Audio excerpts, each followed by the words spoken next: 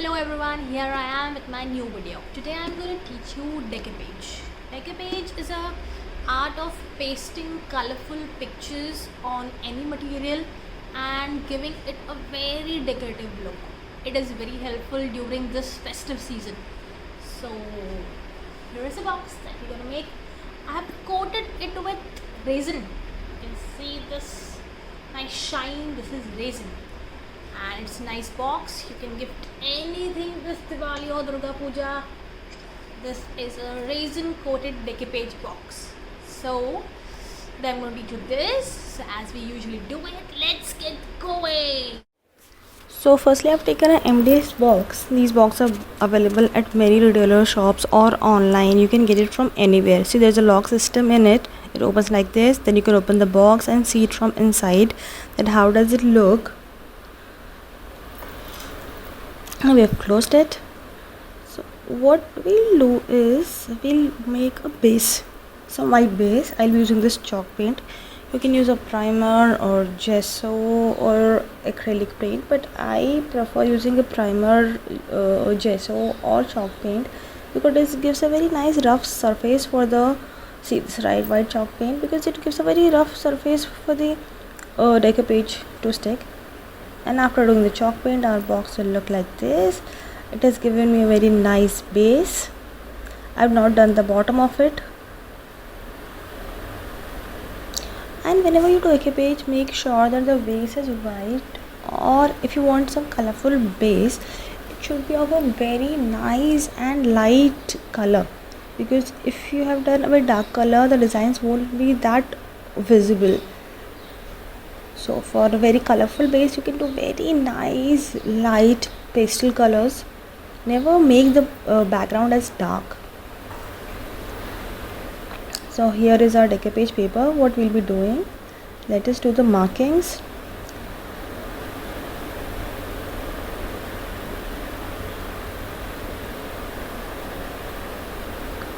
Yes, we are done.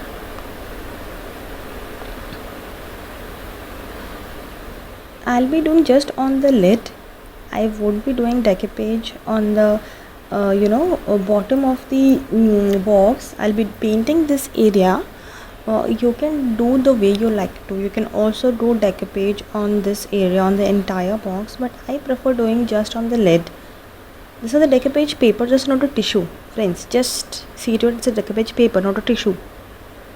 Make sure that you never cut the decoupage paper, and you stick it, let it dry, and then tear it off with the help of water and thin brush. Okay, cutting can destroy the paper. Now I'm using Mod Podge. You can use anything. You can also use Fevicol, but Mod Podge is a better option. So I'm using it with the help of brush. Now I am sticking the decoupage paper with the help of brush. See, once you just use a dry brush, you can, all the air bubbles will go, and very nice fine finish. But what I personally advise you is use a clear sheet, place it on the decoupage area, the way you want to, and then press it hard. It will take out all the air bubbles, and it will give you a very nice finish. All the seams and everything will go because of your pressing. Now still, as a beginner, if you see there are some air bubbles left, because you can't be pro in one day, right? So you can use a safety pin. After your article has dried, you can use a safety pin, pierce it and take out the air bubble, and then you can do a layer of Mod Podge or varnish as you are comfortable with. See, this is so seamless. Now let's cut the corners. Oh, before cutting the corners, I think we should stick it first. So here we are sticking the corners.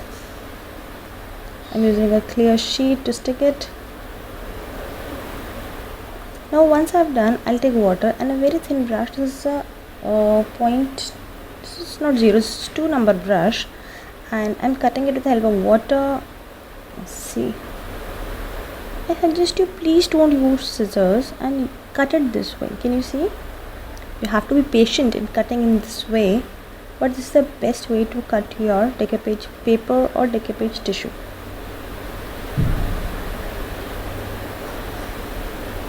See,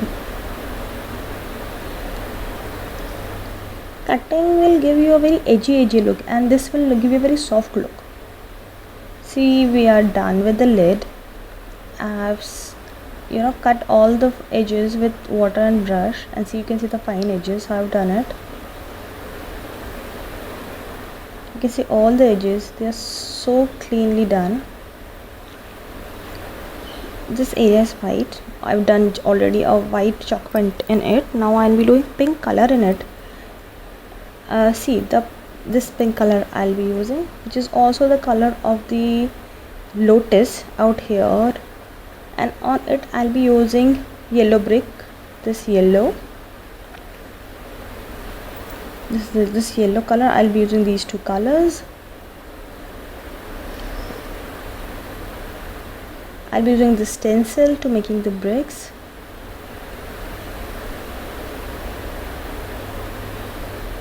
For making bricks, you can also do it freehand, but I prefer doing with stencil. Freehand, or it can also be done freehand. It's fine. Now I'm doing the base pink color.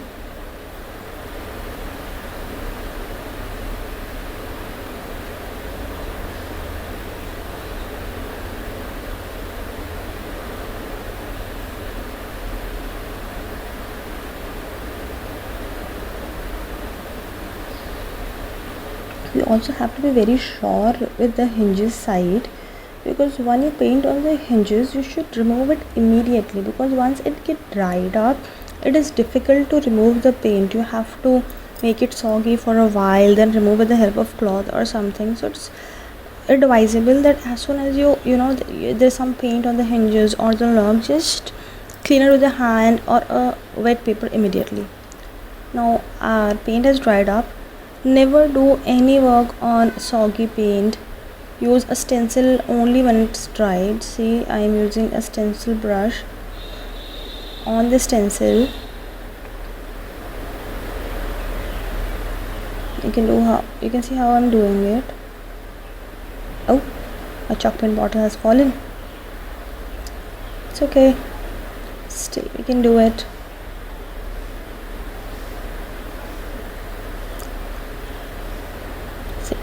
We are done with the bricks part also, and it has also dried.